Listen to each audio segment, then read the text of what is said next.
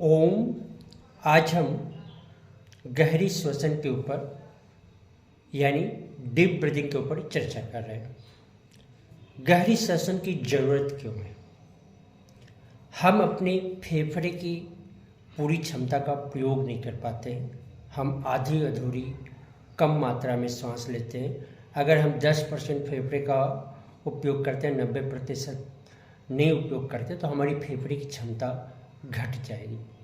तो इसकी क्षमता को बढ़ाना है और इसका इम्यूनिटी से जो रोग प्रतिरोधक क्षमता है उससे गहरा संबंध है। तो इस क्षमता को बढ़ाने के लिए 4 से 6 लीटर श्वास लेने के लिए आपको डीप ब्रीदिंग आनी चाहिए। डीप ब्रीदिंग कहा तो बहुत जाता है, पर बहुत कम लोग इसको जानते हैं कि डीप ब्रीदिंग कैसे लेना चाहिए। तो हम उस प्रक्रिया की बात कर रहे हैं। हम श्वास 2 मार्ग से ले सकते हैं, नासिका से, मुंह से, पर लेने का जो सही तरीका है वो नाक ही है, क्योंकि गंदगी जो है बीच में रुक जाती है। गंदगी को रोकने के लिए कफ वफ का सब जो है सट जाता है, उसको वहाँ तक है। सांस हमारा यहाँ से छन के उसकी गर्माहट को, उसके ठंडापन को, उसको मेंटेन करते हुए धीरे धीरे श्वास आती है।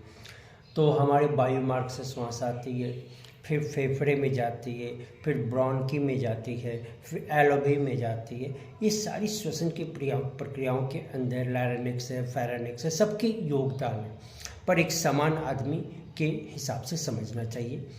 तो ये डायफ्राम है, पेट और छाती को जो मसल्स अलग करती है, उस मसल को हम डायफ्राम के रूप में जानते हैं। तो ये श्वसन की प्रक्रिया को अगर आपने 3 मिनट अपने जीवन में कर लिया तो आपके जीवन में चमत्कार सा घटित होगा। पहले जानते हैं कि डीप ब्रीदिंग के फायदे क्या हैं, गहरी श्वसन के फायदे क्या हैं। गहरी श्वसन से क्या होता है? सबसे पहले मन अनुशासित होता है, नियंत्रित होता है। लोग बोलते हैं कि वायु को, मन और वायु के समान ये चंचल है, वायु के समान इसको रोकना कठिन है। बहुत सारी शास्त्रों में चर्चा है, पर मन को अनुशासित और नियंत्रित करने के लिए आपको डीप ब्रीदिंग काफ़ी महत्वपूर्ण योगदान दे सकता है। इसी तरह से आप देखेंगे कि जो भीतर की क्षमताएं हैं वो आपकी बढ़ेंगे। लंग्स की क्षमताओं के, लंग्स में छोटे छोटे छिद्र होते हैं। आपकी लंग्स की लंबाई नापेंगे तो टेनिस के कोर्ट की लगभग टेनिस के आधे टेनिस के कोर्ट के बराबर होती है। छोटी, उसमें कितनी कितनी छोटी छिद्र होती है। उन छिद्रों से गंदगी को बाहर निकालने के लिए आपकी ज़रूरत है। श्वासों के लिए क्या चाहिए? सबसे पहले श्वासें लंबी होनी चाहिए, गहरी होनी चाहिए, धीमी होनी चाहिए, आवाज़ नहीं आनी चाहिए, और उसके साथ क्या जोड़ना होगा?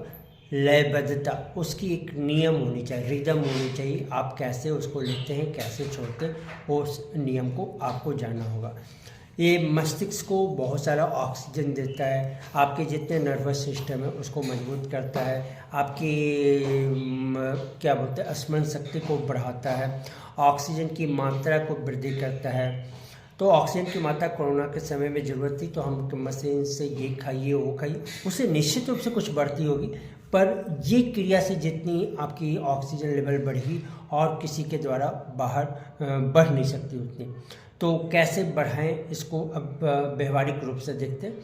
तो सबसे पहले हमने पेट को फुलाया, फिर छाती को फुलाया, हल्का सा लंग्स ये कंधे इसके साथ फूल रहे हैं, तो ये काफ़ी हो गया। फिर इस कंधे को मैंने छाती को डाउन किया, फिर पेट को डाउन। पहले फूलने के क्रम में तीनों फूलेंगे, और जब डाउन का मतलब छू निकालना होगा तो इसको निकालेंगे। जब भी आपको सांस की याद रखनी होगी कि पेट क्यों फूलना चाहिए, तो डायफ्राम का वहाँ यूज करें, पेट का वहाँ आपको एक दिखाने के लिए व्यवहारिक रूप से समझाने का। तो बैलून को याद रखिए, बैलून का निचला हिस्सा सबसे पहले फूलेगा, ऊपर का हिस्सा बाद में फूलेगा। लेकिन निकलने के समय ऊपर का हिस्सा सबसे पहले कम होगा, नीचे का हिस्सा बाद में घटता जाएगा। तो बैलून है, साइकिल का टायर है, फुटबॉल है, बहुत सारी जिसमें भी कार का टायर, सबके भरने में वो नीचे का ही अंग ही पहले आप देखिए फूलता हुआ नजर आता है। तो आइए इसको 5 बार पहले देखते हैं।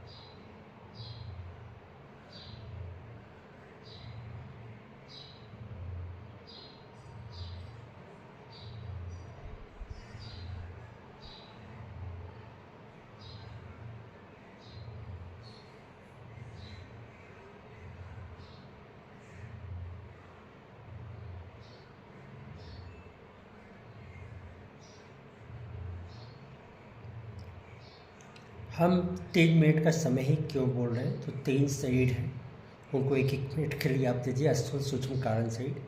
और एक नियम है कि अगर जैसे स्पाइन 3 मिनट तक शरीर में स्थिर रहा, प्राणों के प्रवाह में उबाल आता है, मतलब उफान आता है। प्राण इतने गहरे होते हैं कि सारे अंगों को, जो मैंने लाभ की चर्चा की, काफ़ी कम लाभों की चर्चा की, पेट का, श्वसन मार्ग का, सबका फ़ायदा होता है, तो वो आपके सारे फायदे आपके आएंगे। 3 मिनट के बाद जो है वो शरीर जो है स्थिर होकर प्राणों के भंडार को वो अपने अंदर ग्रहण करना चाहता है। इसलिए मैंने 3 मिनट तक डीप ब्रीदिंग करने की बात कही है। तो आपको ये वीडियो लगा, अभी केवल गहरी श्वसन की प्रक्रिया की बात की है।